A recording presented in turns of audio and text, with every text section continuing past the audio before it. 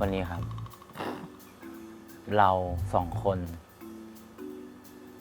จะมารีแฮก EP 5 ใช่ไหม พูดดิวะ เป็นผู้ชายไม่ได้ เอาล่ะวันนี้ เขาบอกว่าวันนี้เราสองคนมาในธีมแบบลุคบอดี้การ์ดเป็นแบบ เพราะว่าวันนี้เรามีแขกรับเชิญที่แบบอิมพอร์ตมาจากเกาหลีทั้งสองคน ยังไงพี่โก้ ไม่ได้อ่ะ ฟิลไม่ได้ หมายถึงเราบอยไม่ได้ ไม่ได้ไปหา คือ หา ตัด บอยอะไร ตัดภาพไปตอน EP I'm Cassandra Blasco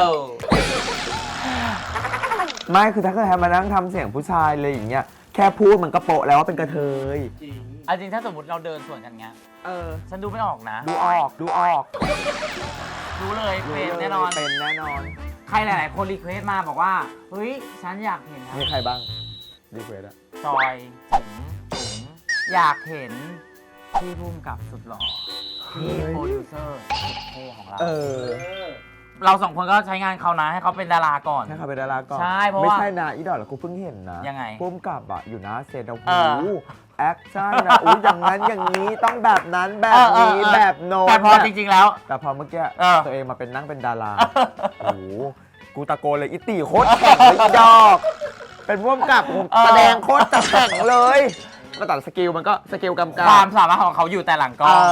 ถ้าจะอยู่หน้ากล้องมันก็ไม่ได้ ถูกต้องทั้งคู่นี้เขาอยู่แต่เบื้องหลัง ใช่ ที่แบบว่าคอยสร้างสรรค์คุณภาพผลงานดีๆ ให้พวกเราได้มารับชม ถูกแต่หน้าเขามันพร้อมที่จะเป็นเบื้องหน้านะ เราเลยอยากเชิญมาไง ก็ถูก ถูกต้อง เนาะ อ่ะแล้ววันนี้ขอต้อนรับพี่ตีและพี่บอล เย้ อลังการมาก วันนี้เราขออนุญาตเป็นบริการด ได้เลยแบบแต่งตัวจัดเต็มมาก จัดเต็มไหม จัดเต็มเกิน เพราะแต่ว่าเรามีก่อนหน้านั้นเรามีของจะมาให้พี่บอยพี่ตีด้วย อุ้ย เฮ้ย พี่ ว้าว นี่ฮะ หมอซีรีส์เหรอ หมอนซีรี ใช่แล้ว ส์อย่าไปนั่งดู หมอนุ่มมาก ก็ต้องถูกก็ต้องนุ่ม และคือ 2 คนนี้ที่หลายๆท่านรีเควสกันเข้ามาในคอมเมนต์ YouTube ของเราเยอะมาก ว่าแบบว่าอยากให้มาชวนมาดูรีแอคใน EP นี้อะไรเงี้ยเราก็เลยรู้สึกว่าต้องมาแล้วแหละ ต้องมา ต้องมาหน่อยเป็นไงบ้างฟีดแบ็กที่ผ่านมา EP 1-4 EP 1-4หรออื้อหือ ใจฟูนะ นี่ก็คือแบบว่า ยังไง เรา ยังไง แบบด้วยความที่ตอนแรกเราแบบพอยังไม่ได้ออนเราก็จะมี อืม ความกลัวแบบว่าเอ้ยกระแสจะเป็นยังไงนู่นนี่นั่นแบบว่า เออ ถึงขนาดที่แบบว่ามีความเครียดๆในวันที่จะออนแอร์แต่ว่าพอแบบออนมาถึงตรงนี้เราก็รู้สึกว่าดีใจ สบาย แล้ว ใจเนาะ สบายใจแล้วแฮปปี้แล้วแบบว่าอย่างน้อยทุกคนได้แบบว่าได้บีดได้สนุกไปกับซีรีส์ของเราอะไรเงี้ย ไล่ถ่ายโซเชียลดู ครับ เฮ้ยแบบคนดูชอบไหมแล้วก็คอมเมนต์ไปในทางไหนกันบ้างอะไรเงี้ยส่วนมากชมหญิงหมอน่ารักหมดเลย อุ๊ย เนอะ ใช่ เป็นไงบ้างอยากรู้ว่าในกองอ่ะน้องสองคนเป็นไง ก็น่ารักตามที่คนชมเลยพี่ แล้วไม่มีใครชมบอสตีบ้างเหรอ อุ้ย ถ้าชมน้องๆอะไรดีเลย ไม่เราคือฉันน่ะเคยแบบว่าคุยสัญญากับพี่บอยพี่ตีไว้ เออ ว่าแบบว่าถ้าสมมติซีรีส์อ่ะขึ้นเทรนด์อันดับ1 โลกอ่ะ5 EP เออ เดี๋ยวจะพาทีมดีฮาร์บ เออ ไปเกาหลีด้วยกัน เออย กแก๊งอะไร แต่ทีมดีฮาร์มี70 คน อุ้ยจบ งั้นเปลี่ยนประเทศ ไปเชียงใหม่ อยุธยา ไม่ใช่ ไหว้พระเก้าวัดก่อน ใช่ เออ อยุธยาพอ อยุธยาละกันอะไรอย่างเงี้ย ก็ถือว่าเป็นการเฉลิมฉลองเนาะแบบว่า เอออั อันดับ1 เทโลให้พี่ขอบคุณแฟนๆ ใช่ขอบคุณ เ แฟนมากครับ มีอะไรอยากบอกแฟนๆนะฮะ ก็อยากให้ติด 12 EP ไปเลยนะครับ อุ๊ย ก็ในหนังซีรีส์ก็สนุกขนาดนี้แล้วอ่ะ เออ อยากให้ดูสดแล้วก็ไปดูย้อนหลังที่ ICE กันเยอะๆด้วย แต่ดูจากแฟนๆแล้วไม่น่ายาก12 EP เนาะ เออก็ไม่แน่ก็ต้องรอติดตามเอาเป็นว่าตอนนี้เราไปดู EP 5 ก่อนดีกว่า แต่ก่อนที่จะไปดู EP 5 อุ้ย เราต้องไปดูดาราหน้าใหม่ก่อน ว้ายตายแล้ว ถูกปะ ใคร เราต้องไปดูดาราหน้าใหม่ 2 คนหน่อย คิดว่าตัวเองทำได้ดีไหมคะ คิดว่าดีได้กว่านี้อีกหน่อย แต่ว่าด้วยเวลาเราทำเต็มที่แล้ว ทำได้เต็มที่แล้วไปดูกันค่ะ ไปดูค่ะ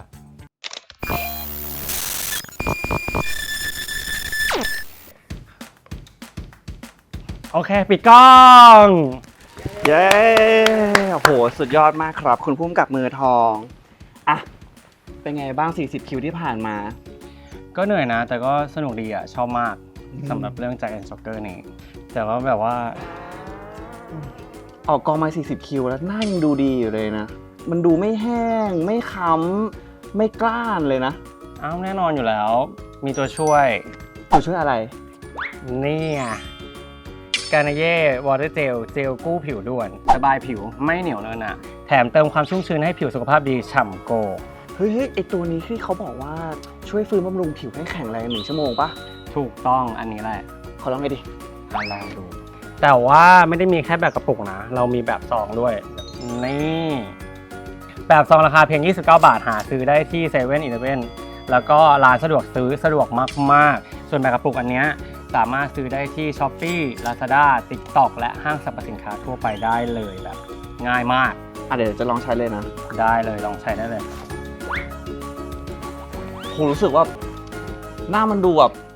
คือ ชุ่ม ไว ชื้นอะ ไวมาก รู้สึกเลย ขนาด ทา นั้นเล ปุ๊บ ย รู้สึกปั๊บ เดี๋ยวฉันลองทาแบบซองให้ดูเพราะว่าคุณภาพเหมือนกันเลยนี่ โอ้ถ้าไม่บอกว่าเป็นพุ่งกลับมานี่ไม่รู้เลยเนี่ยนึกว่าแบบเป็นเด็กเพิ่งเกิด ฉันทำงานหนักในทุกๆวันมันต้องมีตัวช่วยกันนิดนึงนี่ซึ่งอันนี้แหละคือสิ่งที่เป็นแบบฉันใช้ตลอด อ่า ทุกวัน ว่าแต่ไอตัวอันเนี้ยขอไปใช้เลยได้ปะ ไม่ได้เอามาเลย ไปซื้อเองสิอ่ะ งั้นขอยืมแบบซองก่อนแล้วกัน ได้เลย แบบชั่วคราว อ่ะให้ฉันให้ก็ได้ให้ก็ได้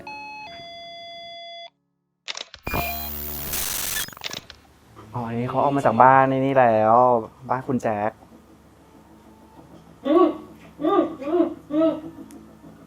กูมาต่อรองกับอลัน อันนี้ก็คือครบรถสุดบอกเลย กูไม่อยากมีเรื่อง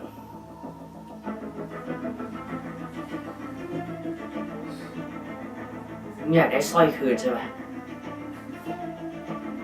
มึงก็ปล่อย2 ตัวนี้ไปแล้วมาคุยกับกูดีๆ มีแค่กูที่พวกมึงต้องการใช่ไหมเชิญแกมาตามสบาย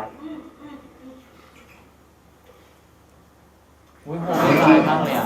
ผมนั่งเป็นแบบคนเร็วสุดๆอ่ะ เกมมาดิเรื่องรอเลยเนี่ยลายมากเลยอ่ะ อะไรลายไหม ดูแบบเป็นฟิลแบบสวยสั่งได้อ่ะ อันนี้คือแบบสลิดสการต้องให้เขาเลยนะที่มาก็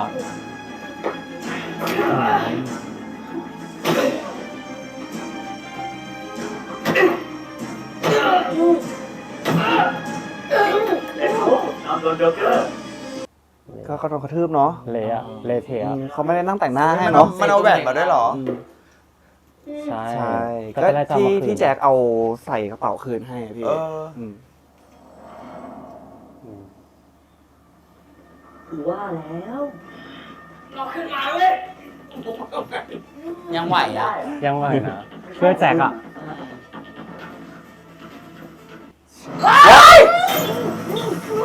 ไอ้เหี้ย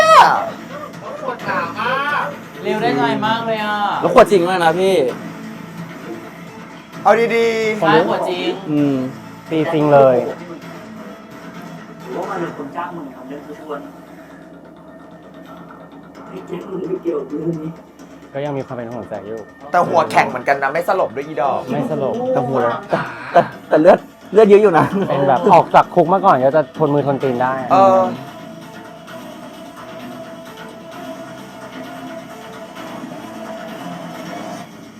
โอ้ร้องไห้ด้วยอะเมื่อกี้น้ำตาไหล อุ้ยวิดีโอคอลอ่ะ เขาอยากให้เห็นหน้าไง แรงอ่ะ แต่คงงงป่ะว่าไอ้เขาวิดีโอมาแล้ววะ ปกติไม่ใช่ไหม ไม่ เออ จีบ อืม ศพ อุ้ย นี่ไง นี่มึงเอาแหวนไปคืนจริงๆ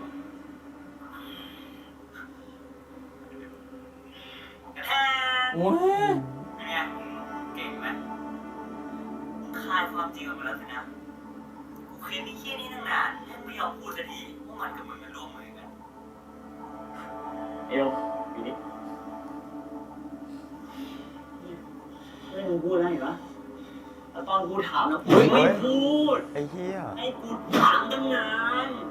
ถาม แล้วคนจะเกลียด เฮ้ย โอ้โห กูเกลียดแล้ว น่าจะเกลียดแน่เลยอะ เออ พวกมึงอยู่เถอะ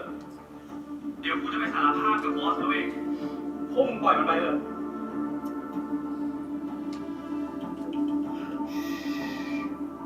มึงไม่ต้องเอาเรื่องนี้ไปบอกบอสสิ่งที่มึงกับไอ้พวกสวะเนี่ยต้องทำ คือไปเอาสร้อยมาคืนคุณอลันซะแล้วกูจะไปรู้ได้ยังไงวะว่าสร้อยมันมาอยู่ที่ไหนอะ ความเกลียดแซกเป็นทุนเดิมอะใช่ต้องเกลียดอยู่แล้วอะ สร้อยถูกเอาไปขายแล้ว ตอนนี้น่าจะอยู่ที่งานมั้งถ้ามึงอยากได้สร้อยคืนเราต้องร่วมมือกัน เอาละมีการร่วมมือกันนะ วางแผน วางแผน เป็นมึงจะร่วมมือปะ มึงฆ่ามันให้ตายไปเลยไป ยัง เดี๋ยว ร่วมมือกันอยู่อะ ทีนี้มึงรู้แล้วใช่ไหมมึงต้องทำอะไรต่อ เฮ้ยไอ้โจ๊กโจ๊ก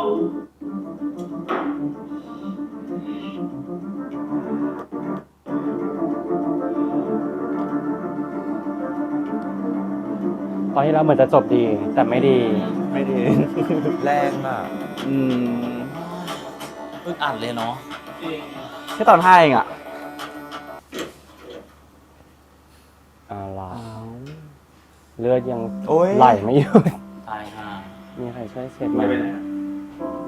เชื่อเอาไปซื้อยามาทำแผล โอ้ยไอ้บ้า ทั้งหมด กูหยิบมาเกิดจากบ้าน โอ้ย มีการคิดเพื่อ เนี่ยขอไม่ต้องมีต่อยกันเลยได้ป่ะเอาแค่ คือ นี้เล ผู้ ย ชายหน้านิ่งอ่ะ แล้วแบบ เออ ทำท่าเหมือนจะแบบนู่นนี่นั่นแต่เป็นห่วงสุด มันละลายเกิน ๆอืม นี่คนดูกรีดแล้วนะ ขนาดต่อยกันคนยังจิ้นเลยอ่ะ คือเข้าไปแล้วก็รู้ให้ได้ว่า อันนี้คือวางแผนแล้วใช่ไหม ลอง ใช่ครับ ทำละ แต่งานนี้มันเป็นงานปิดมาก มีเฉพาะผู้มีอำนาจในประเทศ ร่วมมือกัน อันนี้คือร่วมมือกันแล้ ร่วมมื ว อกัน เชิญไปอลันจะปลอมเป็นเศรษฐีชาวฮ่องกงก็เข้าไป ถ้าไปเอาไปในเฮียนี่เลยว่ะ อุ้ย โอ้ยพ่อยก็เล่นได้เนี่ย สภาพปะสภาพ แล้วมันถามจริงเลยนะว่าทำไมไม่เป็นผมกับไอ้บอนอ่ะพี่ คือเป็น นี่อ่านบทปะเนี่ย สรุปก็คือกู คนที่เสียหาย ต้องอยู่ในดงนักฆ่าหรอ มีอยากได้สร้อยคืนมาก็มีวิธีดีกว่าโดนคุณพ่อฆ่านะครับ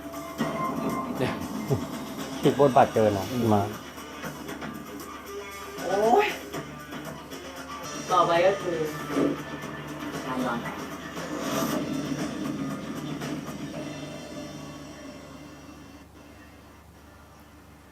ทำแผล ทำแพ้แล้ว อุ๊ย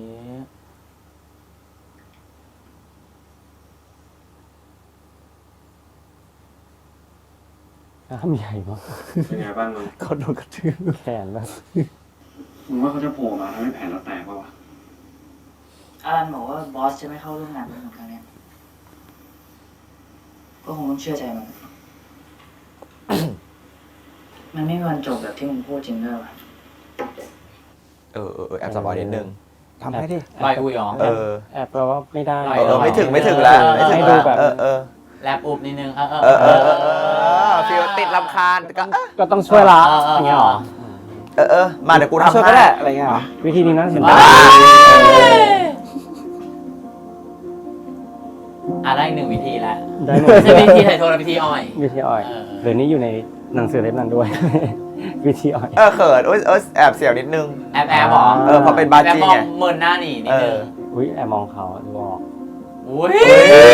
ก็ เอางี้นะบรรยากาศอย่างเงี้ยกูไม่อยู่เฉยหรอก อุ้ย ทำอะไรนะทำอะไร ทำแผล มึงถกเสื้อขึ้นดิ อ่า ว้าย เฮ้ย ด้วยว่ะ แปลกท่าทีแปลก ทำไมเลิกลากอ่ะ ทำเป็นอยากจะทำเองแต่ทำไม่ได้ มึงจะอายทำไมวะ โอ้ กูช่วยได้ไงถกขึ้น ๆมีความชกขึ้น โซเซ็ก แอ ซี่ ลแดงเหรอ แอลแดง แดง มันซิกแพคเวอร์มาก หน้าคิตตี้บอดี้มาเวลของ สิคือย อมเลย แจ็คต้องกลัวบ้างอ่ะเห็นไหมน่ะไม่ อยู่ไม่สุกละปวดขี้ อุ้ยไม่ใช่ อ๋อไม่ใช่ ไม่ใช่ เจ็บ ทำไมเราไม่ให้เขาแบบกดกระดุมอ่ะมันง่ายกว่า เนาะถกทำไม ก็เขากลัวเขาเขินถ้าถอดเสื้อมันจะแบบ อ่า อันนี้ก็ถกให้นิดนึงดูหูเส้นเก่ง เก่งกีเดสกู เก่งกี่เดชมาก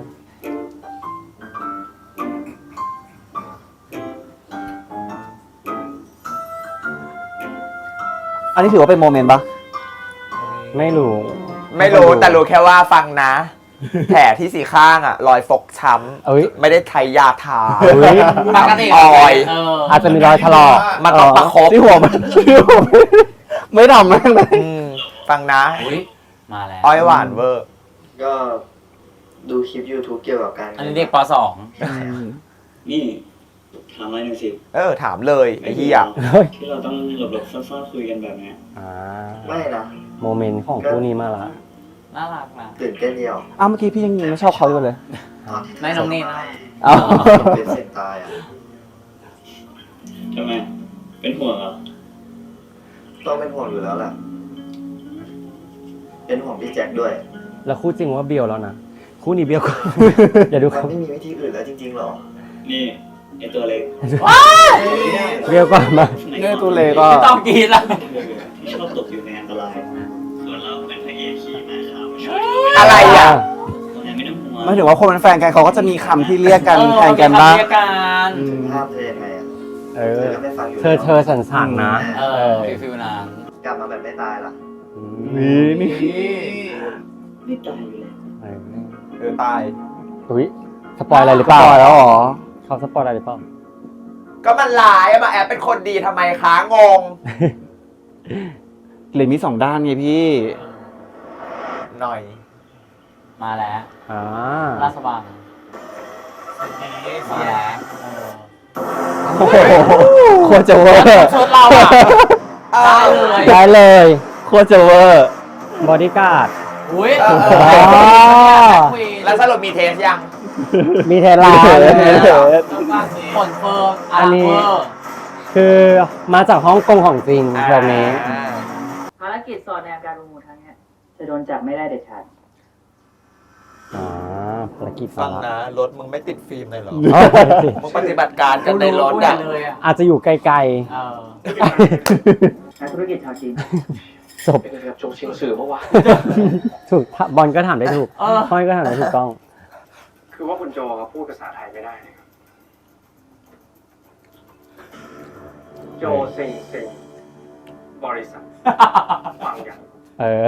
เกาหลีเลย เออ เอาไงกูก็ยังกูจบ ครบหมดเลย อืม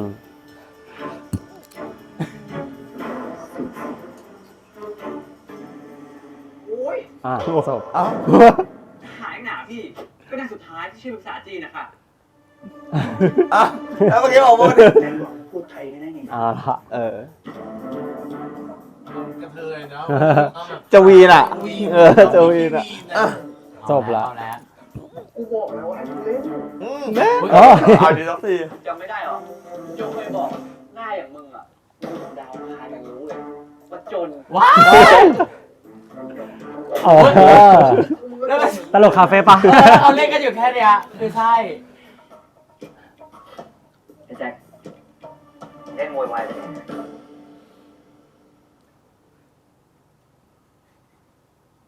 โถ่เอ้ยคิดแล้วหงุดหงิดพวกคุณนี่ไม่รู้อะไรเลยนะครับ นี่ขัดใจว่ะ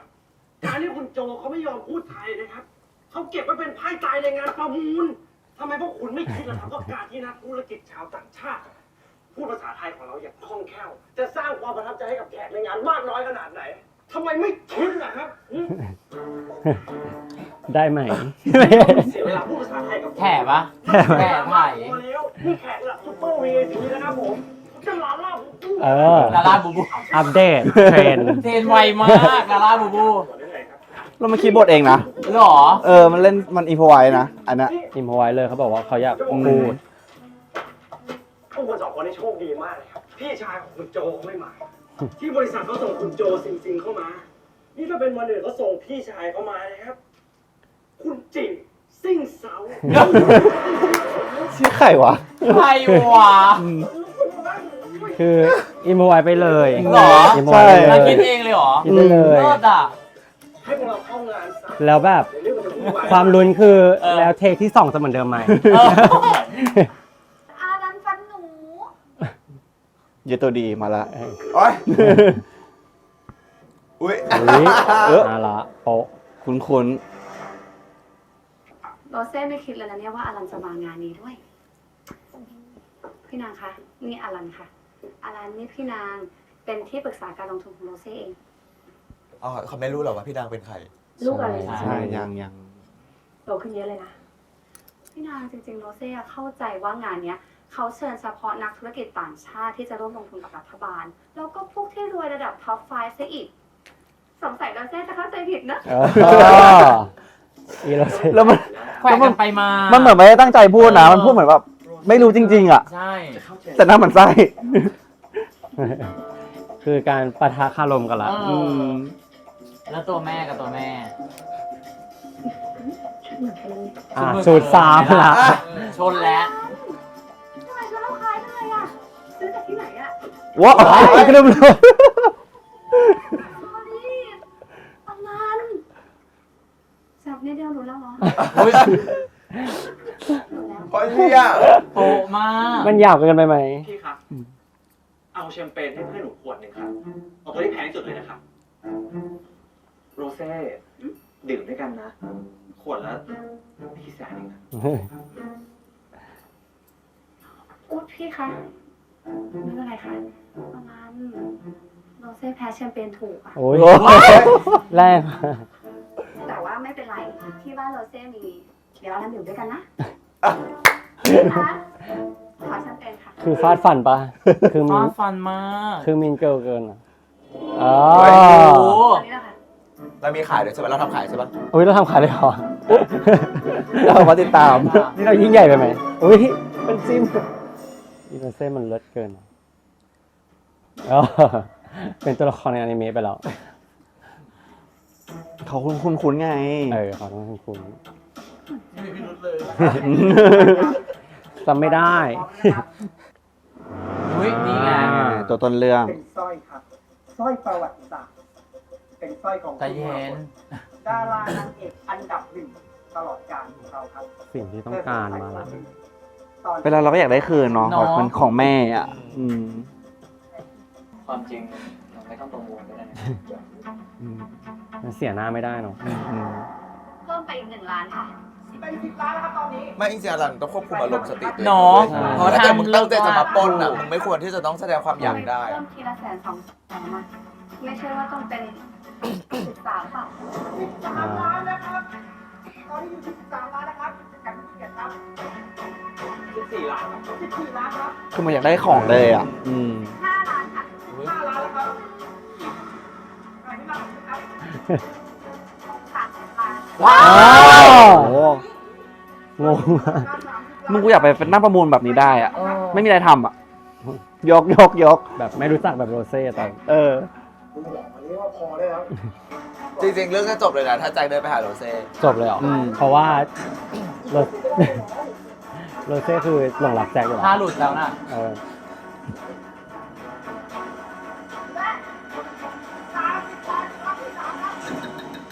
มีประมูลที่เรียบร้อยครับในราคา30 ล้านนะครับสร้อยของคุณระบบเส้นนี้ตกเป็นของคุณโรเซ่เรียบร้อยครับขอเสียงปรบมือดังให้กับคุณโรเซ่ด้วยครับคุณก็ไม่จะสู้ซะแล้วไปนะครับขอเรียนเชิญคุณโรเซ่นะครับขึ้นมาถ่ายภาพกับสร้อยเส้นนี้ด้วยครับ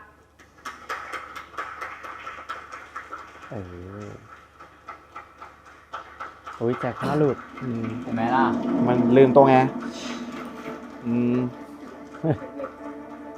เกิดอะไรขึ้นบอกว่า โอเคทุกอย่างไปตามแผนนี่โรเซ่คือเป้าหมายครับ งั้นมึงออกมาเนี่ยออกไปโชว์ฉันชื่อ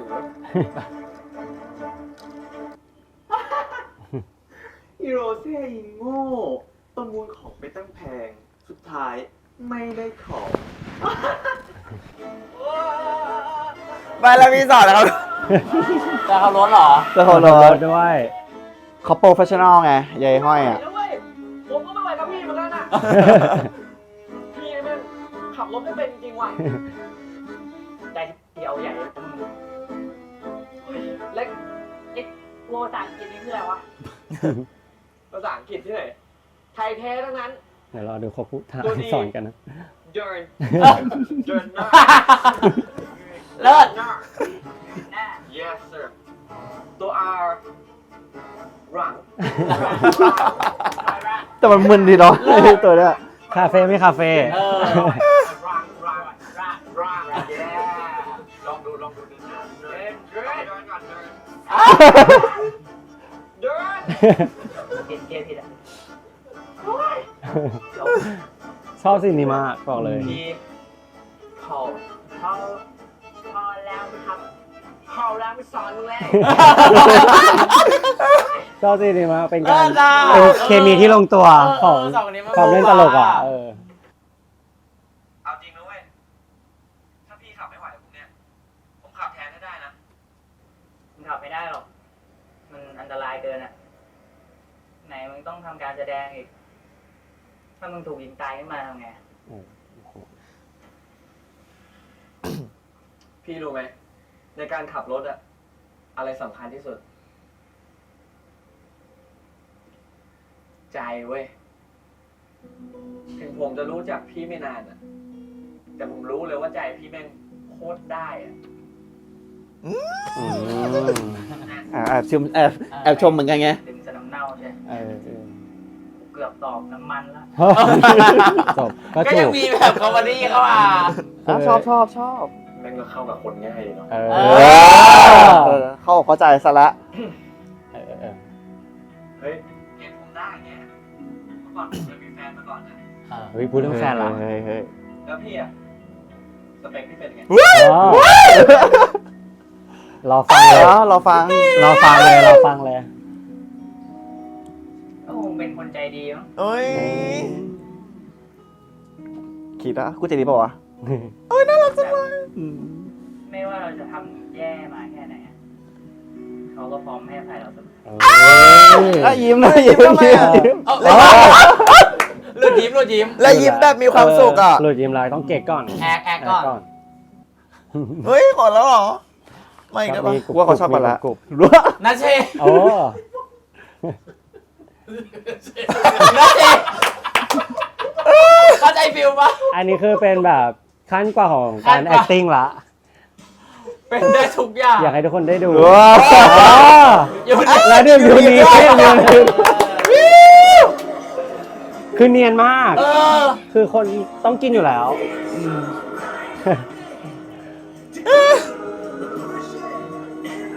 มันไปทุกคาแรคเตอร์จริงๆเนาะไอวอล ไม่แล้วใส่ซาวเพลงอะ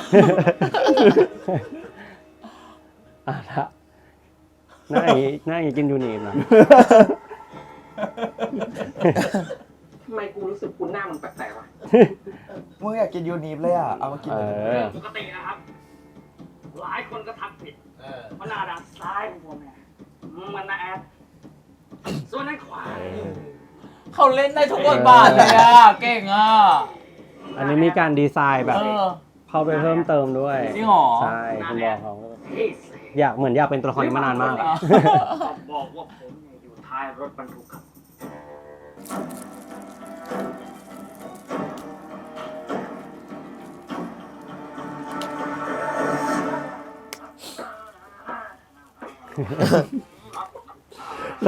แล้วเขาคิดคาแรคเตอร์ยาวมาก หรอ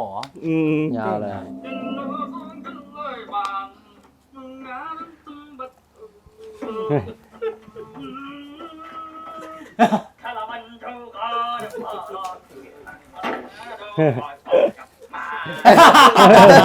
ร้องเพลงน้ำหมูเหรอ ฉันบอกให้ร้องเพลงหลบลิขสิทธิ์ให้ด้วย อีวอลเก็บดีเทลเกินดีดาว พี่น้องไปเยี่ยว มันสามารถทำได้ภายใน10 วิ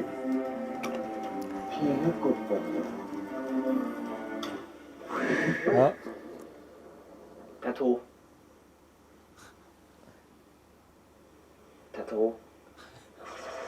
ก็ยังต้องมีหมูนะ โอ้ย มาละ เขาแซวกันเฉย แอบยิ้มนะ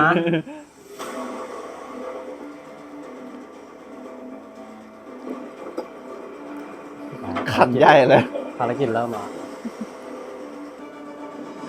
อ้าวไอ้สัตว์น่าเรื่องกูวะ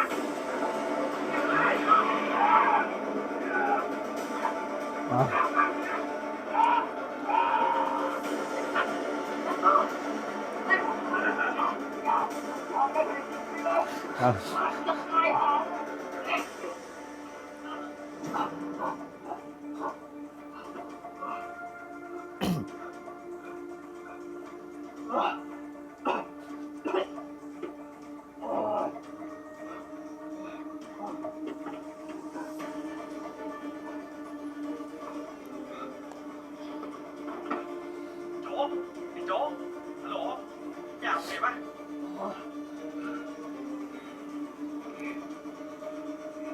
ดูที่หลังกูยังสองจานเลยก่อน นึกว่ากูจะต้องออกโรงซะแล้ว เออ มาช่วยไง เมื่อกี้มึงเป็นห่วงกูเหรอครับ สีไป เออ มีการแอบสี กลัวภารกิจกูจะพังมากกว่า ช้อน คีบอยู่ ดับฝันดับฝัน เจอกันอีกแล้วนะที่รัก อ้าว อ๋อมันรู้ คู่ปรับในคุกไง อ๋อ ไอ้คู่เนี้ยที่มันบอกว่ามีคู่อริอยู่อะ มึงจำพวกกูได้หรือยังฮะ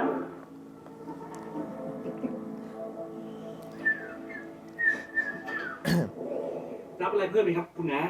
ฮะ จับมาเข้มๆเลยครับ จริงๆเขานัดกันไว้ไง อืม แต่โดนซ้อนแผน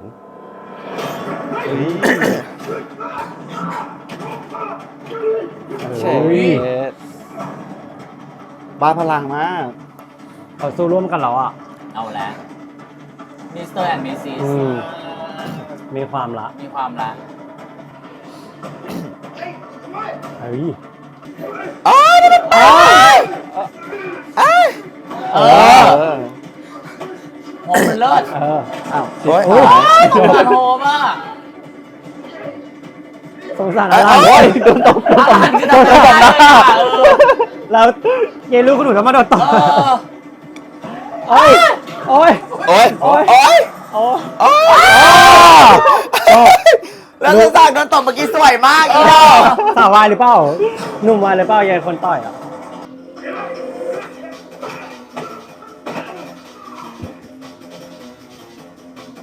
อุ้ยชอบมาก เพลงมีความชายแองเจิลนะ เฉลียงเจ้ามาก เพราะว่าคนทำเป็นกันเลย คนจะเอาไปกันเลยเหรอ ก็ต้อง ส ใช้ ร์อะนะ ก็ต้องใช้สกอร์ไม่คนทำนี่แหละ เพราะคนทำเป็นกระเทยก็ต้องเลือกเพลงกระเทยหน่อย ไม่แต่มูนมันเข้าเหมือน เอ กัน อ นะ นี่ ไอ้แจ็ค อ๋อ พระเอกโดนแทง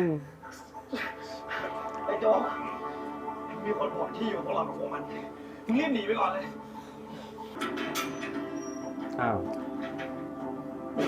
นี่แม่งแบบเร็วเนาะ ฮะแทททูเหรอ มันหักหลังเพื่อนอ่ะ โหล่ แต่ตู้ยังไม่เข็ดจากคราวที่แล้วอีกหรอ อุ้ย อุ้ย ทำไมเป็นอย่างนี้อ่ะ แต่เสื้อผ้าเลิศมากเยอะละโซหลัง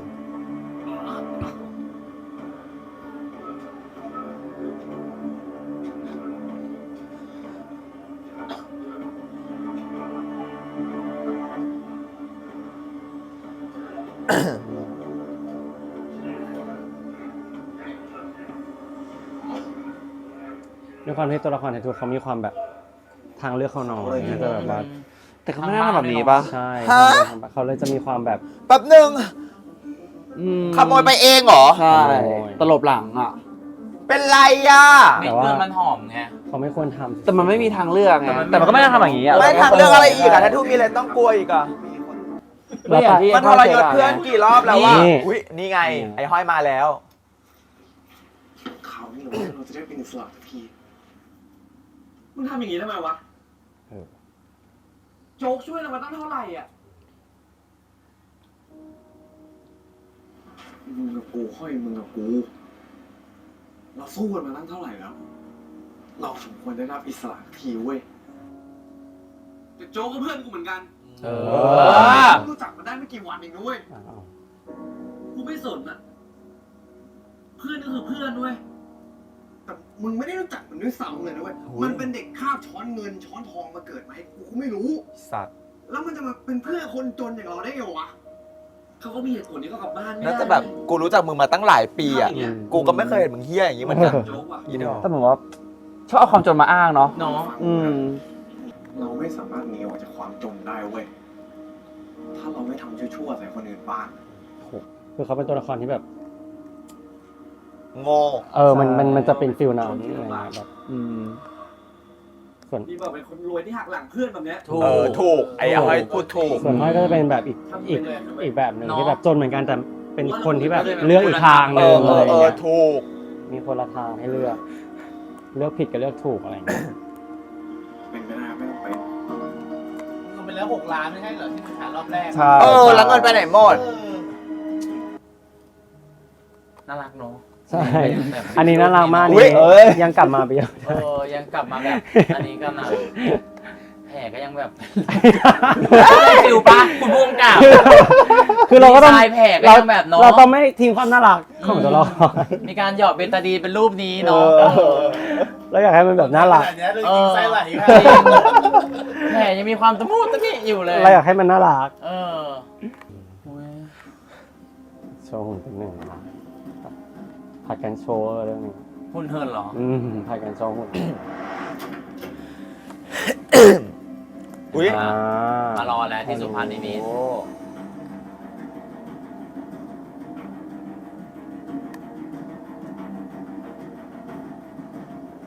ปึ้ง ไม่หนี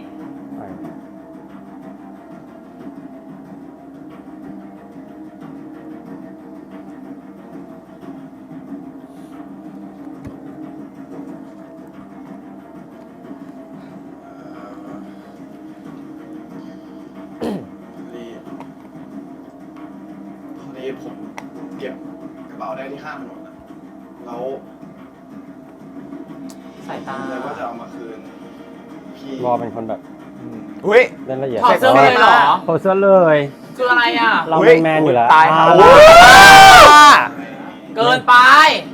ไม่ทรงไม่ใส่นะเสื้อผงเสื้อผ้า เป็นหนุ่มเมนเฮลเวอร์ โทษนะพี่แต่ว่ามันจะเป็นโชคดีสัตว์เลยว่ะ อุ้ย อะไรนะ โชคดีสัตว์เลยวะ โชคดีสัสๆเลย ขอเธอนี้เหมือนกัน อุ้ย เป็นมึงที่ ชวนมันอีกแล้ว ก็แบบเหมือนให้อภัยแหละ คือโจกมันแบบ ขอบใจมากเลย ทำไมล่ะ คือมันรู้ทุกความจำเป็น ใช่ มันรู้ว่า คือ จริง ดูขี้สงสารคนเหมือนกันเนาะ ใช่ แต่ว่าเป็นคนดีเกิน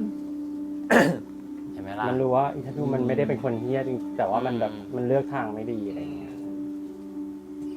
หรือว่าต้องถอดเสื้ออยู่แฟด เอาไงจะถอดบ้างแล้ว เอาเหรอ เราถอดบ้างไหม ถอดเลยเหรอ เอาเลย เอาล่ะโบดมาเลยใครชู ไม่เป็นกระเทยเด็กแบบนี้จริงๆพี่โดนแกล้งแน่ โดนแกล้ง ต่อยไปสักทีดิอี้อ่ะ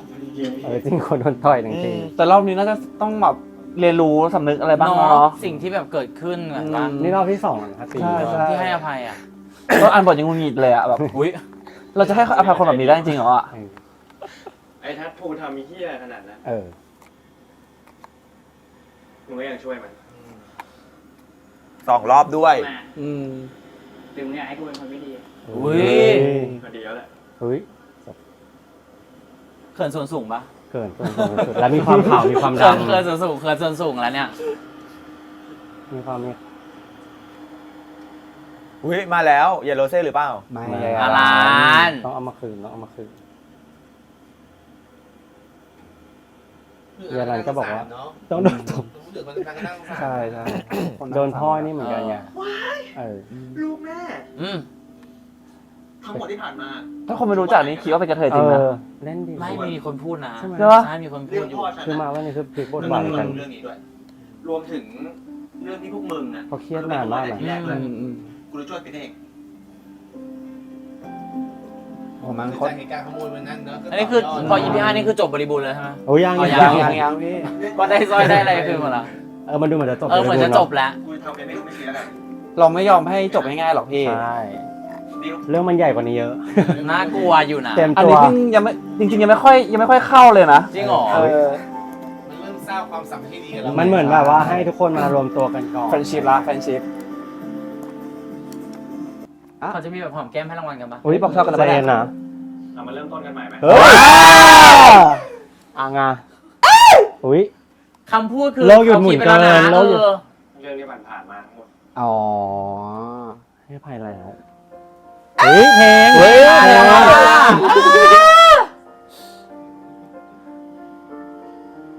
กูให้อภัยมึงนะ อุ้ย คือสิ่งที่เขาต้องการเนี่ย อุ้ยเพลงพอนะ เพลง ชอบเพลงนี้ มัน มาก ใช่เลยอ่ะ กูขนลุก คนลุกจริง และเพลงเป็นตัวแทนแบบแจ็ค โน สุดๆอ่ะ เพลงเขามาก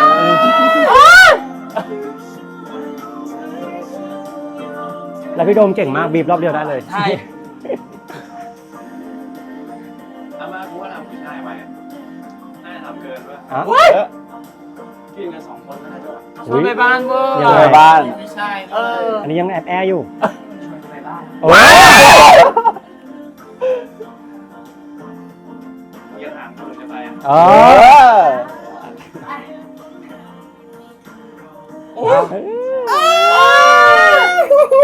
คำตอบในใจคือเธอนะอุ้ย อ้าว คือมีตลกเหมือนกันยังเจ็บตลกไม่ยังมีแบบว่าผู้ ว่าโรเซ่เป็นลูกคุณหนูแล้วจะหลอกอะไรก็ได้เหรอคะ เอาละ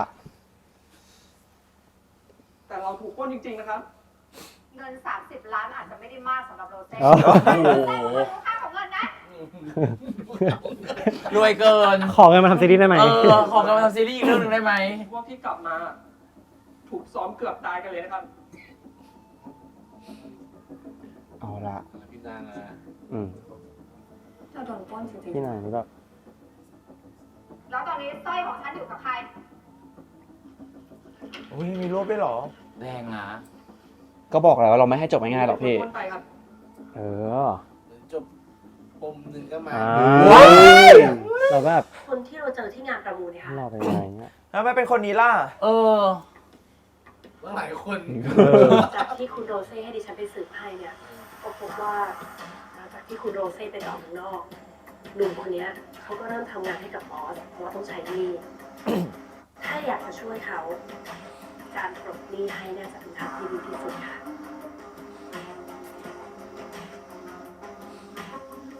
ขอบคุณพี่น้อง เอาละเริ่มละยายใสๆนี่ ยายคุณใส่หรอ ยายคุณใสนี่แบบ แล้วเขาเคยชอบด้วยไง ยังไง หรอ แล้วเขาจะ คุณ เกลียด โรเซ่ ปะ เคยชอบ ใช่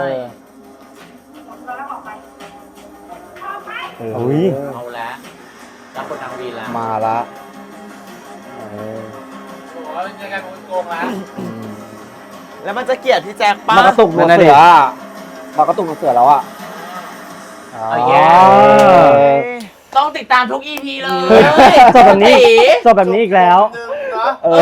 ตัวร้าย ทุกสัปดาห์เลย ใช่ มึงทำไมเราไม่แต่จริงๆมันน่าจะจบตั้งแต่ตอนที่แบบชวนไปกินข้าวที่บ้านแล้วปะ เออ มันไม่ให้จบตั้งแต่นั้นปะ จบไปตั้งแต่ จบ กินข้าวที่บ้าน บอกว่าชวนไปกินข้าวที่บ้านแล้วก็ขึ้นเครดิตได้เลย ไม่ อะ ได้เราต้อ คุ ง ณ มี ตีเขาจะต้อง ปม เหรอ เรา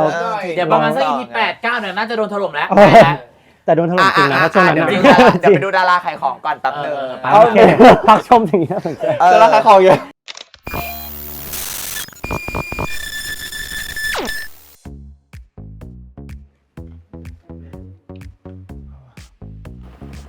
บอสกินอะไรอ่ะ น้ำนำอ่ะเห็นปะโคตรเผ็ดเลย เอาเรากินทำไมอ่ะ แต่แซ่บนะคือดิ ไม่เอาอ่ะเดี๋ยวจะตัดต่อละแฟนๆรออยู่ โคตรเผ็ดเฮ้ยนี่น้ำอะไรอ่ะ ก็นี่ไง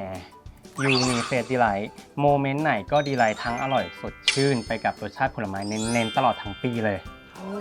ขอกินได้ดิ อ่า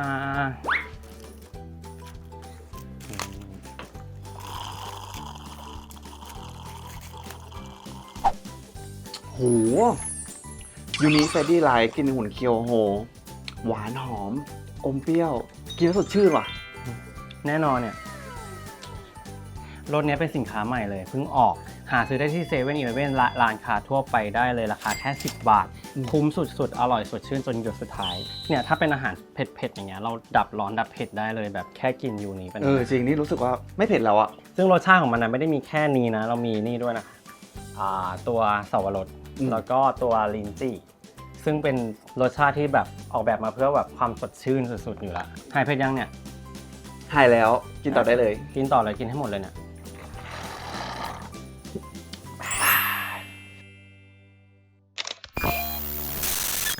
เป็นไงบ้างจบไปแล้ว EP 5ความรู้สึกแต่ละคนมันค้างคาอยู่แล้วอีกแล้ว นี่ ใช่ นี่ก็เป็นอีกหนึ่งตอนที่นี่ตอนตัดนี่ก็ชอบ เพราะว่ารู้สึกว่าตอนนี้มันเป็นตอนครบรส ครบรส ดีแบบอย่างตอนที่แล้วเราจะรู้จักเรื่องแจ็คเยอะ หมายถึงว่าเขาก็จะมีแฟลชแบ็คไปเรื่องว่าแบบว่าครอบครัวเป็นยังไงนู่นนี่นั่นอะไรอย่างเงี้ยแล้วพอมาตอนนี้มันเหมือนแบบลงตัวแล้วก็ทุกคนรวมกันทำภารกิจ มีทั้งแอคชั่นตลกมีแบบให้ประมูลสร้อยที่มีความแบบว่าลุ้นๆอะไรอย่างเงี้ยรู้สึกว่าตอนนี้ครบรสดีครับ เหมือนตัวละคร จากที่ผ่านมาคือแต่ละตอนมันจะเล่าของแต่ละคนมาเกาะเนาะแบ็กกราวอะไรเงี้ยแล้วตอน5มันเป็นตอนที่ทั้งสองคนน่ะได้มาท ทำในเรื่องเดียวกันแล้วแบบช่วยกันทำในเรื่องเดียวกันแล้วอะไรเงี้ยครับ แล้วสำคัญคือมีความโรแมนติกแบบที่ตอนอื่นยังไม่ค่อยมีแล้วเนี่ย ใช่ คือเราจะได้เห็นในตอนนี้แล้วว่าคนน่าจะชอบอะไรอย่างเงี้ยเนี่ยตอน5ของเขา เรารู้สึกว่ามันคือมันเหมือนยังอยู่แค่ยอดภูเขาน้ำแข็งอยู่เลยอะมันยังไม่เจอจุด มันยังลงไปได้อีก มันมันเหมือนมันลงไปได้อีกไม่สิ้นสุดอ่ะเรารู้สึกว่าในวิธีการเล่าเรื่องมันให้ความรู้สึกว่า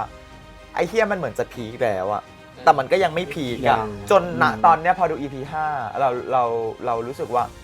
มันต้องมีอะไรที่มันพีคขึ้นไปกว่านั้นอีกใช่ไหม เพราะมัน EP 5 เอง ใช่คือด้วยความที่เรารู้สึกว่าเรารู้อยู่แล้วว่ามันมี12 ตอนพอใน12 ตอนเนี่ยเรารู้อยู่แล้วว่าวิธีการเล่าเรื่องอะเนาะมันต้องค่อยๆไต่ขึ้นไปยันจุดพีคคือคลายแม็กของซีรีส์เรื่องเนี่ยมันคือตรงไหนประเด็นคือตอนนี้มัน EP 5 มันยังไม่ถึงครึ่งเรื่องด้วยซ้ำแต่เรารู้สึกว่ามันพุ่งขึ้นไปอยู่ที่มันเหมือนเป็นจุดพีคในทุกตอนของมันไปแล้วอะคือเหมือนแบบยิ่งขุดก็จะยิ่งเจออะไรไปอีกอะไรอย่างเงี้ยครับมันเหมือนกับแบบมึงว่าอันนี้มันพีคแล้วมันยังมีพีคกว่านั้นอีก ใช่ อันนี้ในมุมของภาพรวมของเนื้อเรื่องนะแต่สำหรับที่เราอยากจะพูดอะสิ่งที่เราต้องการที่จะพูดเลยก็คือเราชอบในการเล่าเรื่องของความสัมพันธ์ของแจ็คกับโจ๊กเกอร์เรารู้สึกว่ามันค่อยๆไปอ่ะมันค่อยๆไปอ่ะมันไม่ได้ยัดเยียดอ่ะเรารู้สึกว่ามันไม่ได้ยัดเยียดมาว่าเฮ้ยมึง2 คนต้องรักกันเลยหรือมึง2 คนต้องเลิฟซีนกันเลยแล้วรู้สึกว่ามันดีอ่ะมันในฐานะแบบสาววายที่อ่านนิยายมาเยอะมากเรารู้สึกว่าเราชอบกับความที่ร่วมกับเขาค่อยๆพัฒนาความสัมพันธ์ผ่านเรื่องราวต่างๆที่เกิดขึ้นน่ะอย่างตอนเนี้ยสิ่งที่เราเห็นน่ะมันคืนดีกันแล้วว่าใช่ มันคืนดีกันแล้วว่า แล้วตอนกันแล้ว ตอนแรกๆมันยังแบบแรกสุดเปิดมาเพื่อแบบว่าให้เห็นภาพรวมมวลรวมในอดีตเนาะมันยังไม่มีเรื่องราวอะไรเงี้ยมันไม่ติดแต่พอ5 ปีถัดมาตอนที่2มันแบบว่าเฮียมึงโกรธมึงเกลียดมึงแค้นมึงเคืองมึงทุกสิ่งทุกอย่างแต่ตอน3มันค่อยๆพัฒนาขึ้นมาทีละนิดตอน4ก็พัฒนาขึ้นมาทีละนิดตอน5ก็พัฒนาขึ้นไปอีกคือตอนนี้มันเพิ่งตอน5เองในอันนี้พูดถึงความสัมพันธ์เนาะตอนนี้มันตอน5เองแล้วเหลือตั้ง7 ตอนแสดงว่ามันก็ต้องค่อยๆขึ้นไปอีกจริงๆตอนหน้าจะแบบยิ่งกว่านี้อีกนะพี่ ความสัมพันธ์ใช่ใช่ คือเตรียมรับมือให้ทัน ใช่ เมื่ออย่างที่บอกอะตอนที่4ป้าที่มันนอนในห้องที่มันจะคืนแหวนอะ ใช่ อันนั้นน่ะกูเขินมากส่วนตัวนะเขินมากเขินมากๆอย่างตอน6พี่ดูตอน6พี่น่าจะเป็นลมได้เลย หรอไม่แล้วพอเสร็จพอมาตอน5มีความสุขมันจะร้องไห้มันอิ่มเนาะถ้ามันแค่แบบมองหน้าหรือว่าคอยช่วยเหลืออะไรกันนิดหน่อยอะไร มันคืออะไรอ่ะมันคืออะไรอ่ะมันเป็นเพราะอะไรทำไมเราถึงอินเราถึงชอบเราถึงรู้สึกว่ามันแม่งเอาถ้าภาพมองเข้าไปแม่งไม่มีเฮี้ยอะไรเลยนะเว้ยมันไม่มีเฮี้ยอะไรเลยนะเว้ยมึงแค่ยืนคุยกันหรือมึงหลับใส่กัน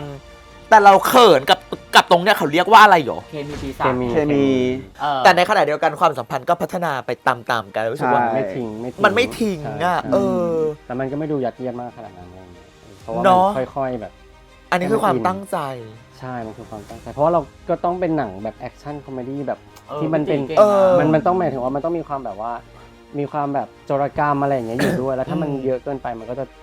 ฝั่งนั้นก็จะหายเราก็ต้องพอดีมันซึ่งซีนที่คนเขียนเขาเขียนมามันก็หมายถึงว่ามันทำให้เราจำได้ด้วยว่าแบบว่าเอ้ยตอนเนี้ยมันคือมันคือซีนจำอะไรในโรแมนติกเขา2 คนอย่างเช่นแบบได้ฟังแบบระหว่างหูหรือแบบเราชอบอะไรอย่างนั้นมากเลยอ่ะคืออยากให้คอนเทนต์วายณตอนนี้มันเป็นคอนเทนต์หนึ่งที่คนทั่วๆไปสามารถเลือกมาดูได้อะไรเงี้ยเหมือนเราดูหนังแบบเฮ้ยวันนี้อยากดูหนังแอคชั่นวันนี้อยากดูหนังโรแมนติกอะไรอย่างเงี้ยอยากให้วายมันคือในช่องนั้นด้วยที่แบบ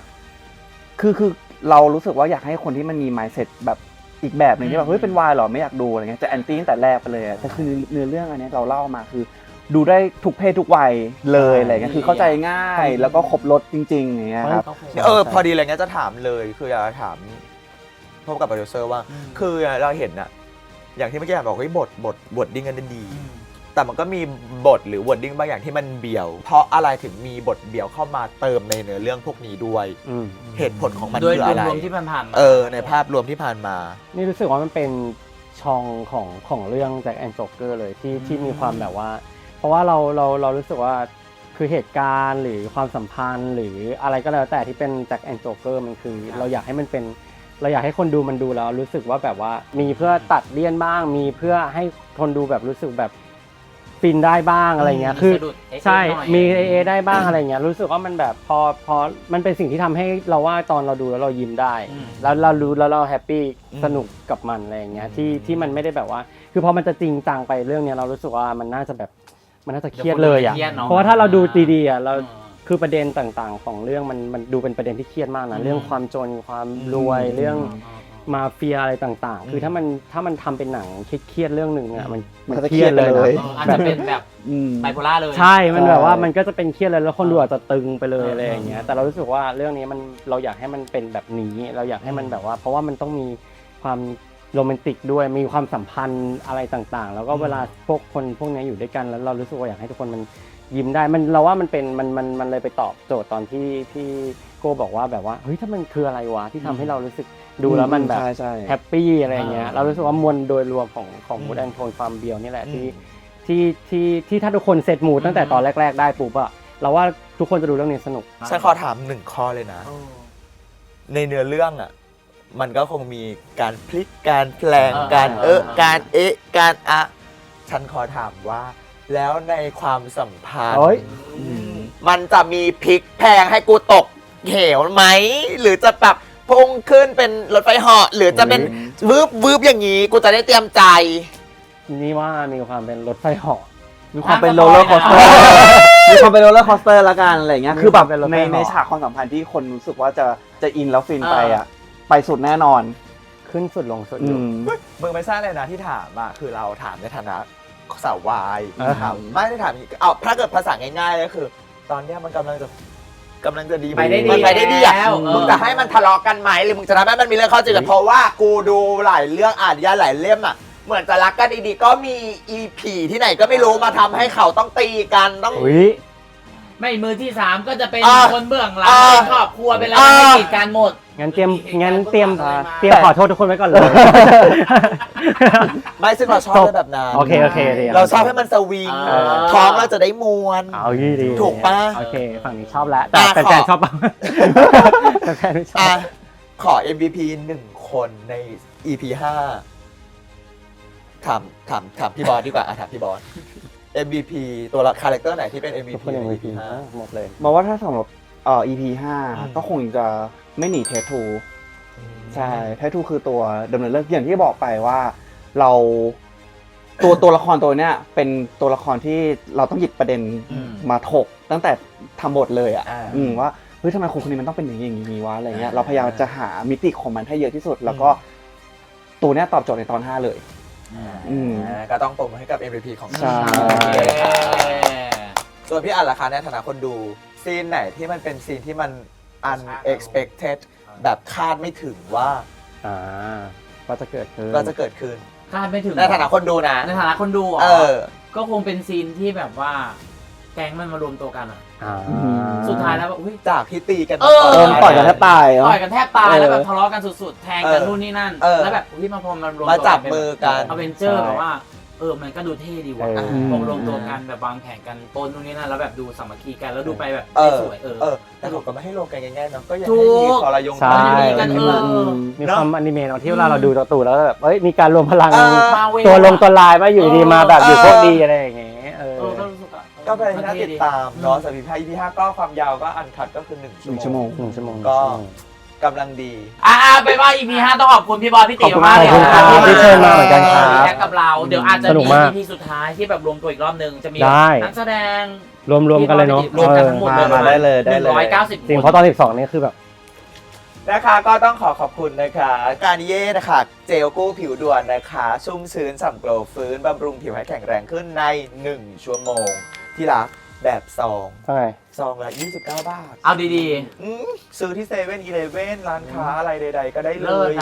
ส่วนแบบกระปุกสามารถซื้อได้ที่ Shopee และ Lazada TikTok Shop และห้างสรรพสินค้าทั่วไปได้เลยนะครับ นี่แบบกระปุกก็เลิศแบบซองก็เลิศ แล้วคือข้างหลังยิ่งใหญ่มากนะสตูใหญ่ที่นี่สตูใหญ่นะ สตูใหญ่ สตูก็หมดไปประมาณเกือบ2 ล้าน เอาละ แล้วก็ต้องขอบคุณนะคะ Unifresh Delight นะคะที่มาให้ความอร่อยให้ความสดชื่นแล้วก็ได้ยังได้ ลิมรสผลไม้ เต็ม ถูก ไม่ว่าจะโมเมนต์ไหนก็ดีไลท์เลย ครับแล้ววันนี้ครับก็มีรสชาติใหม่ออกมาแล้วนะครับสำหรับองุ่นเคียวโฮหอมอร่อยอยากให้ลองกันนะครับ เย้ และอย่าลืมติดตามนะคะแจ็คแอนด์โจ๊กเกอร์นะคะยูซิลมานะทำไมต้องเป็นเธอทุกทีทางช่อง3 SC นะครับปรับเปลี่ยนเวลานิดนึงนะครับเป็นเวลา 4 ทุ่มครึ่งนะครับ แล้วก็สามารถดูออนไลน์เวอร์ชันอันคัดได้ที่ iQIYI และเว็บ iq.com ทีเดียวแบบอันคัดตึ้ง คุ้มแน่นอน ไปดูกันะคะ สมัครกันเลย เดี๋ยวเจอกันใหม่นะคะสำหรับ Jack and Joker We Still React ทำไมต้อง React ทุกตอน ทุกวันพุธนะครับเวลา 19 นาฬิกาทางช่อง YWPB House นะครับ และสำหรับวันนี้พวกเราทั้ง 4 คน ขอตัวลาไปก่อนนะครับ สวัสดีครับ สวัสดีครับ